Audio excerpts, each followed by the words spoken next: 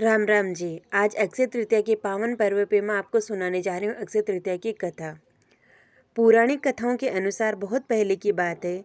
धर्मदास अपने परिवार के साथ छोटे से गांव में रहता था। वह बहुत गरीब था और हमेशा अपने परिवार के भरण पोषण के लिए परेशान रहता था और उसके परिवार में बहुत सारे सदस्य थे। धर्मदास बहुत ही धार्मिक प्रवृत्ति का था। एक बार उसने किसी कथा में अक्षय तृतीया के दिन किए जाने वाले दान पुण्य के बारे में सुना, तो उसने भी अक्षय तृतीया का व्रत रखने का सोचा, क्योंकि उसके परिवार में बहुत सारे सदस्य थे और रोजी रोटी का बड़ा संकट था। अक्षय तृतीया के दिन वो ब्रह्म मुहूर्त में उठा और उसने गंगा नदी में स्नान किया और भगवान विष्णु की पूजा अर्चना और आरती की।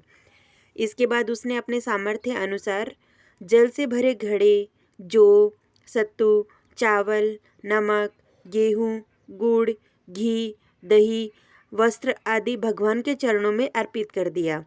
ये सब देखकर धर्मदास के घर वालों ने उन्हें रोकने की कोशिश की कि हमारे घर में तो धन धान्य की कमी है और आप दूसरों को ये दान में दे रहे हैं।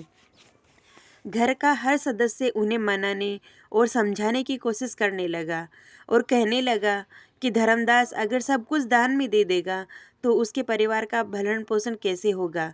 लेकिन धर्मदास अपने दान पुण्य से बिल्कुल विचलित नहीं हुआ और भगवान के चरणों में अर्पित किया हुआ सामान अपनी स्वेच्छा से मान सहित ब्राह्मणों को दान में दे दिया।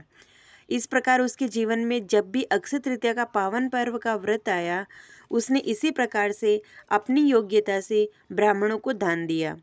हर बार अक्षय तृतीया के दिन पूजा पाठ करने से और दान देने से धीरे धीरे धन संपत्ति के भंडार भरने लगे और उनकी गरीबी दूर होने लगी। अब परिवार का पालन पोषण अच्छे से होने लगा। लेकिन धर्मदास ने पूजा पाठ करना और अक्षय तृतीया के दिन दान देना बंद नहीं किया। इस जन्म के पुण्य प्रभाव से धर्मदास ने राजा कुशापति के रूप में जन्म लिया। कुशापति राजा बहुत ही प्रतापी थे। उनके राज्य में सभी प्रकार के सुख थे। धन, सोना, हीरे जवाहरात और संपत्ति की कोई कमी नहीं थी। उनकी प्रजा भी बहुत सुखी थी और उनकी प्रजा अपने राजा से बहुत प्यार करती थी। अक्षय तृतीया के पुण्य प्रभाव से राजा को वैभव और यश की प्राप्ति हुई, लेकिन वो कभी भी लालच के वश में नहीं हुए। इस प्रकार उन्हें सदा अक्षय तृतीया का पुण्य प्राप्त होता रहा। जिस प्रकार भगवान ने धर्मदास पर अपनी कृपा की, वैसे ही जो भी व्यक्ति अक्षय तृतीया के दिन इस पावन कथा को सुनता है या दूसरों को सुनाता है और विधि विधान से पूजा और दान आदि करता है, उसे अक्षय पुण्य और धन की प्राप्ति होती है।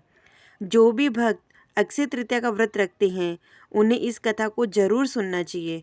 और जो लोग किसी कारणवश इस व्रत को नहीं रख पाते, यदि वे भी श्रद्धा के साथ इस कथा को सुनते हैं, तो उन्हें भी व्रत जितने ही पुण्य की प्राप्ति होती है।